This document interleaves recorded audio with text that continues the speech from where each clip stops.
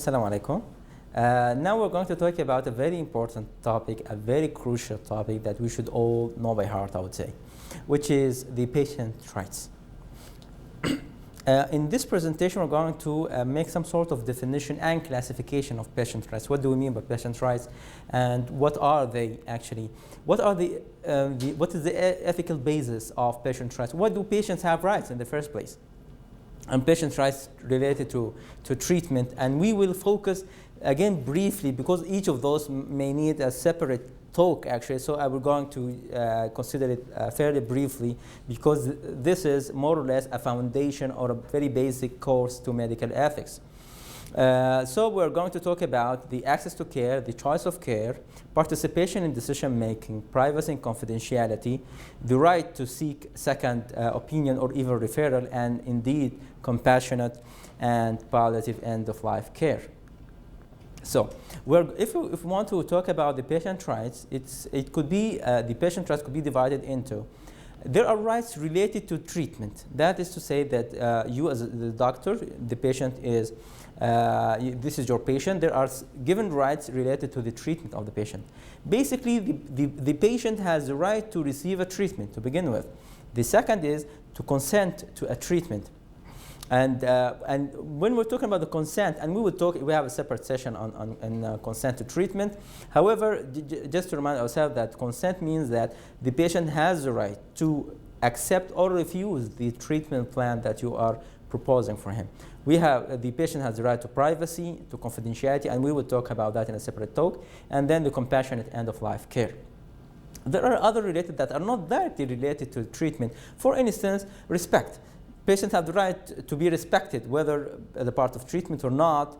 They have the right to be to safety. That is to say, if they are staying in the hospital, their belongings, their bodies should be safe from, for instance, from trauma, from injuries, from fallings, and from being stolen, for instance. So this is about the safety, the protection from physical assault, especially the vulnerable groups. And vulnerable groups, we're talking about children, we're talking about the elderly, we're talking about women, we're talking about the adolescents. Also, the patients have the right to spiritual care. Spiritual care, actually, fortunately enough, most of, I would say, almost all at least the governmental hospitals in Saudi Arabia, they have a religious affairs department which take care of the spiritual needs of the patients as to provide them support actually, and this is a very deep instinct instilled in Islam. And one of the advices that the Prophet Muhammad said that if you visit a patient, then give him or give her hope.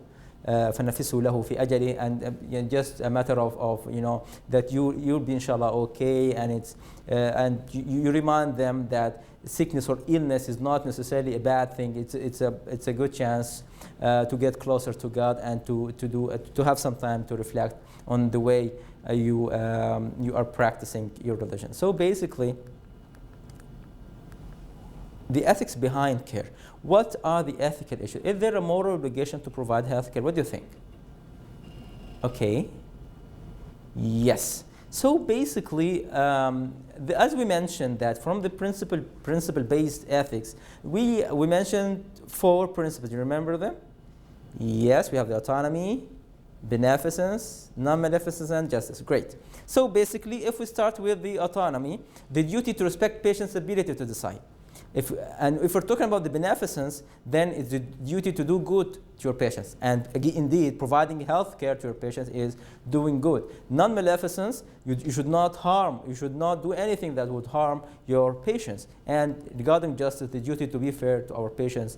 By the way, fairness is not equity, and we're not going to discuss that in details, but sometimes, just quite an interesting example. If you have Your duty is 8 hours, and you have, let's say, 4 patients that you are the treating doctor.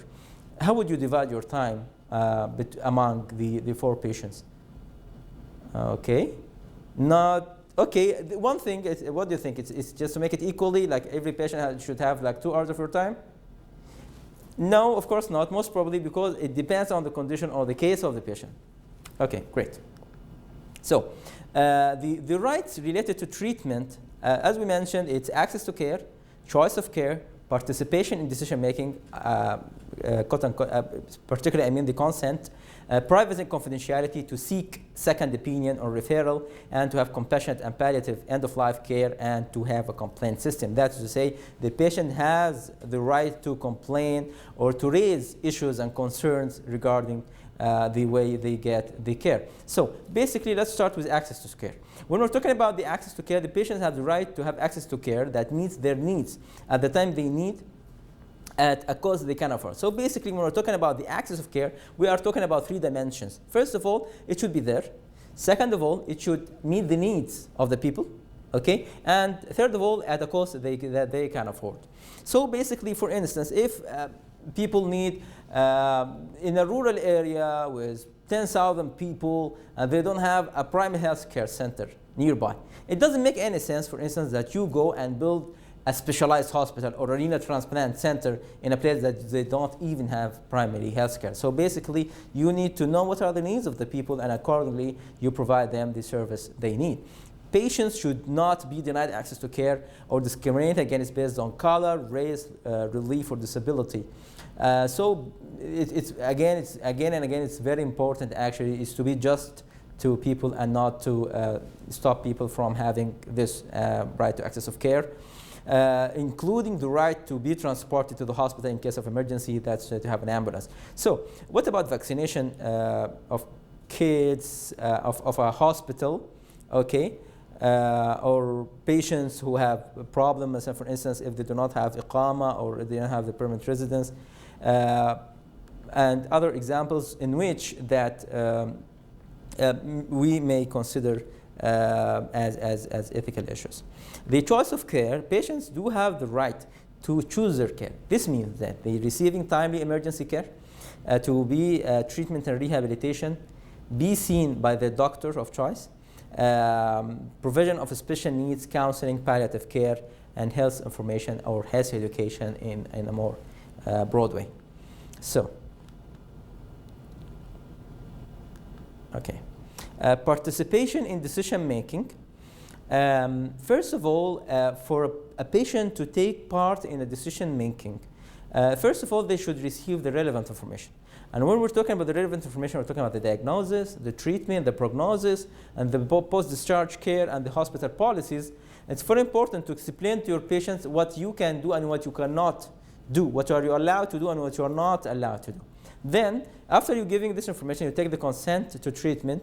You should explain to them the relevant facts. You should make sure that your patients are voluntarily taking this decision. They're not under any kind of undue influence. And the patient's assigned substitute decision maker. That is to say, if you or the patient loses consciousness or becomes incompetent to give a decision, who is going to take the decision on their behalf? This is very important to decide.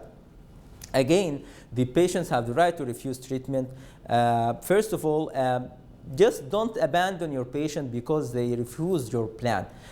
Give them choices. Tell them that, okay, you can refuse this management plan, but you have other alternatives. And if you accept this, then these are the consequences and this and that. If you still refuse the management plan that I'm offering you, these will be the consequences. And again, risks explained and consent taken on that. This should be documented in the medical file or the medical record of the patient. We will talk in details about the informed consent to treatment in a separate talk, but however, just as a very fast review that there are 3 conditions basically that for a consent to be ethically valid, even legally valid, is that you need to make sure that your patient has the capacity to take the decision, and the patient is taking the decision with his or her free will, and there is disclosure. That is to say, there is enough information given to them.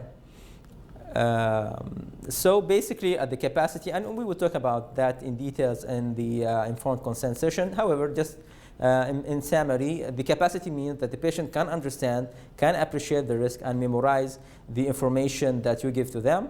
The volunteering, they should be free of any undue influence, and again, disclosure, it means that all the relevant information is given to the patient. Continued care, seeking second opinion and referral. Patients do have the right, although some doctors may not feel comfortable when the patient comes to you and say, okay, listen to me, I want to see another doctor. I'm not sure that you are giving me the correct diagnosis, or give me a report, I want to go to another hospital. I'm not feeling comfortable in your hospital. Some doctors get offended with that, and then when patients tell them something like this, but again, you should not be offended. This is a right for your patient, that they have the right to receive uninterrupted care from their doctor. They have to be referred, or they have the right to be referred to other health care providers when necessary, indeed. Receive a second opinion, whether within the hospital itself or from other hospital. The second opinion must be provided by a qualified health care professional within the same organization, or even from outside the organization. When we're talking about the compassionate end-of-life care, the patient has the right to have his pain assessed and managed. There is no excuse that we leave our patients in pain unnecessarily. This is the first thing. The second is to have advanced directives plan. The advanced directive plan in brief means that you should be discussing with your patient, especially the patients who have poor prognosis, or who may develop for instance, coma, or lose their consciousness, or lose their capacity to take the decision. It's very important to decide with them, if you lose consciousness, what do you want us to do? If you get comatose, what would you want us to do? If you, for instance, if you are in cardiac arrest, what would you want us to do? Do you want to resuscitate you or do not resuscitate, etc.? All of these alternatives should be discussed beforehand. That's what we call the advanced directive. That's to say, when the patient is competent, the patient is conscious, then you discuss, the patient and the doctor discuss the scenarios in case anything bad happens. Extremely bad happens. Have their emotion and spiritual needs addressed. It's very important, again, as I've mentioned, that it's your duty as a doctor to keep treating and providing every possible care to your patients up to the last minute or last moment of their lives. And this means that their needs, the spiritual needs, psychological needs, emotional needs, should be all fulfilled. And this does not mean, by the way, that you can do it by your own. It should be in a team. So here we're going to talk the appeal and complaint submission. That is to say, the patient have the right to be told on how to process their problems or complaints. That is to say, if a patient is unhappy, he has a concern, he has a complaint, he's been treated badly, or he thinks that one of his rights has been violated, how can we should tell our patients, okay, if you're not happy with me, it's not a matter of fighting with the patient, but just telling them politely, if you're not happy with the way the services you have, please go to this department, or call this number, or email, or whatever the way you should explain to them how this should take place. Voice these concerns about the care he or she received. For instance, if you think that your patients are not treating well, they do not have the good service, the nursing is not okay, other physicians are not dealing with them in a proper manner, so you should report that and work on improving the service. The patient had the right to ask questions, express concern about the hospital, healthcare, and services without fear or reprisal. Have their complaints responded to in a timely and satisfactory manner. That's to say, it's not just a matter of you listen and you just tell them, okay, go, we will take care of it, and you just tear the complaint or the form or whatever. So basically, these are the main rights, and we will talk, inshallah, in more details in separate sessions about some of them. The key messages that we should take home messages is, make sure you know your patient's rights. It's impossible that you provide proper professional health care without respecting your patient's rights, and you would never be able to provide these rights if you don't know them in the first place. This is one thing. Train yourself and your colleagues on patient rights. This is very important. Knowing and providing these rights protects you ethically and legally. It's very important, actually, to find yourself somehow involved in a legal problem, or being sued by a patient because you did not know that he has or she has that right. Patient rights guide you to achieve your ethical and professional goals of availing the best service to your patient, and rights are rights. That is to say, they are not gifts that you can or cannot give. You as a doctor is committed to give this right to your patients. And now we are going to talk about medical errors. And again, as almost as any other topic in medical ethics, it has its importance actually, because medical errors are more or less always there, always existing, and they cause a lot of troubles for doctors and clinicians and practitioners in general. So it's important to know about medical errors. We will talk about the terminology related to medical errors, because there is kind of a classification for medical error. There is a level of severity of a medical error. There are types and examples of medical errors and what are the causes and how to, another important point is about the disclosure of medical error. How do you deal with it when it happens? And above all, the most important aspect is how to prevent medical error from happening, or at least to minimize it to the least possible. The medical error has many definitions. I would go to two or three of them. It's a failure of a planned action to be completed as intended, or at the use of a wrong plan to achieve an aim. That is to say that you have a patient, you have a plan of treatment, or I would say a plan of management of this patient, and then it happens to be that it should, for instance, cure or reduce the disability, and what you find is the opposite, or other complications that take place. It's a preventable adverse event or effect of care, whether or not it's evident or harmful to the patient. That is to say, it is, from the very beginning, it's a preventable event. That's to say, it should not have happened in the first place. However, medical errors will again and again keep on happening. This might include an inaccurate or incomplete diagnosis or treatment of a disease or injury, syndrome, behavior, infection, or other ailment. So basically, there are also more definitions. Medical error is an act or omission. Yani sometimes an error is not usually to do something. Sometimes it's an error not to do something. So it's an act or omission that would have been judged wrong by knowledgeable peers at the time it occurred. And this is important. Who tells that an error happened?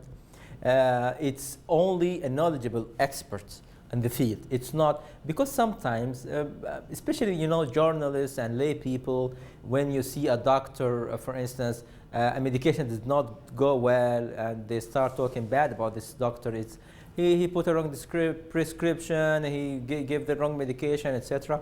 So it's important